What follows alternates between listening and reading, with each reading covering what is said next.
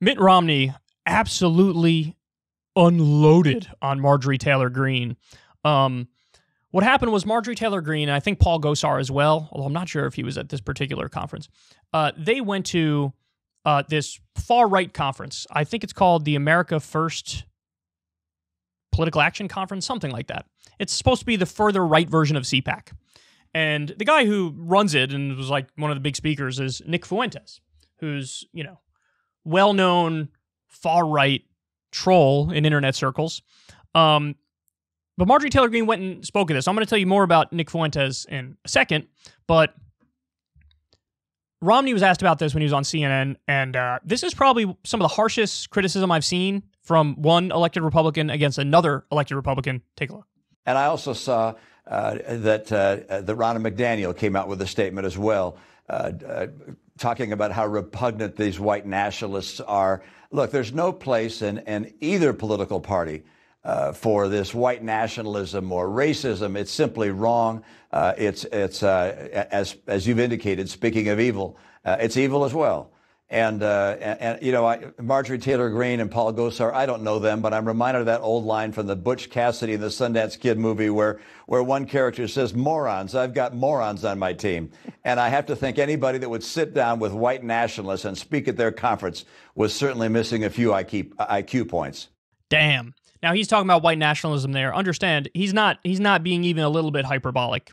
This guy, Nick Fuentes, open white nationalist.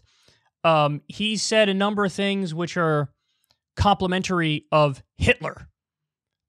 Barely trying to put any veneer whatsoever under flat out Nazi ideology. And you could find 1,000 clips of him, openly saying, look, we're racist, we're anti-Semitic, we're misogynists, and this is our ideology, and this is what we believe, and we act in accordance with that. There was a video that went viral not too long ago where his own followers were calling him a fake cel because he claimed to be an incel, but he also admitted he kissed a girl once, 9 years ago or something, and he was trying to defend his incel status. And, in the process of that, he's like, I am a real incel. I'm not concerned about any of that other stuff, personal life, garbage, girlfriends, holding hands, kissing, hugging. All I want is total Aryan victory. Total Aryan victory. That's what he said. So, look, you don't take my word for it. Don't take Romney's word for it. You go see for yourself. This is who Nick Fuentes is. This is who he is. He's just a far-right troll, open white nationalist. And Marjorie Taylor Greene went to go speak at the conference. And, she's now even on the defensive over that. So she's, she basically, I didn't know. I guess the conference is called America First something something. She thought I want to go talk to young people who believe in America First, and she's trying to cover her tracks here. But a lot of people from within the GOP are dropping the hammer. Mitt Romney did it. Liz Cheney did it. Now, granted, those people are not in the highest standing within the Republican ranks because Trump still dominates the Republican ranks, and they're not on the best terms with Trump. But even Mike Pompeo came out and was like, you don't play footsies with these people. And look, the fact of the matter is, what they don't like is that there's no politics here. There's no taking off the hard edges. Now, I'm not saying Mitt Romney's a Nazi. I'm not saying Liz Cheney's a Nazi. I'm not saying, Pompeo's certainly a war criminal. Lied, cheat, stole, was with the CIA, etc.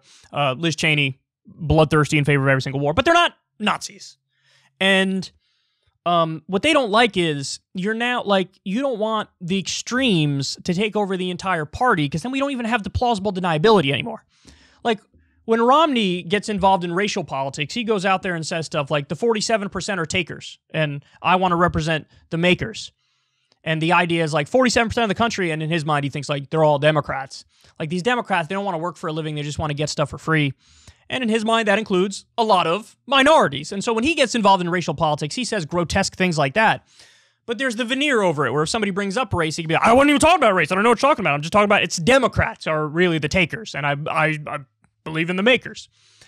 And so when you have the extreme infiltrating, taking over the Republican Party, and they're sort of openly white nationalist and openly sympathetic to Nazi ideology, that I think Romney knows how unappealing that is to normie Americans. How regular people will just scoff at that and turn around in disgust. And it's in a sense, it's sort of self-disenfranchisement from the likes of Paul Gosar and Marjorie Taylor Greene. And so Romney, I think, is concerned about the Republican brand. Now, look, I'm not concerned about the Republican brand at all, but he's still correct in criticizing them because that extreme is a growing threat.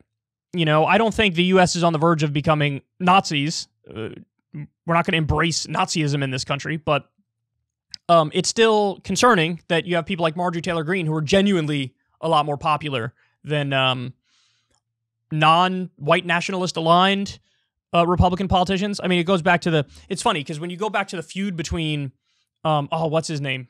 Dan Crenshaw, and he was feuding with like Matt Gaetz and Marjorie Taylor Greene and stuff.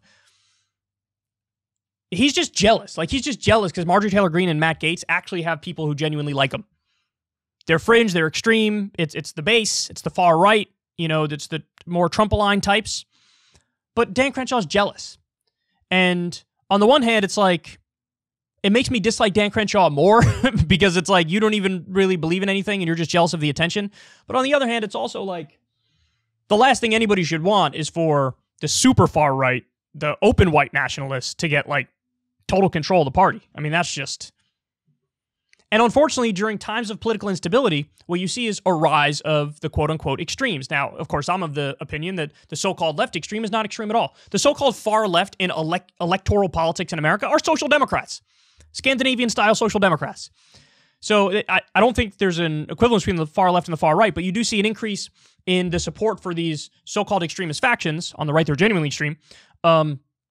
During times of discontent, and we're in a time of discontent, so you see like the Romney types, the Crenshaw types, like struggling to, you know, cobble together a coalition that keeps the more moderate faction in control of the party.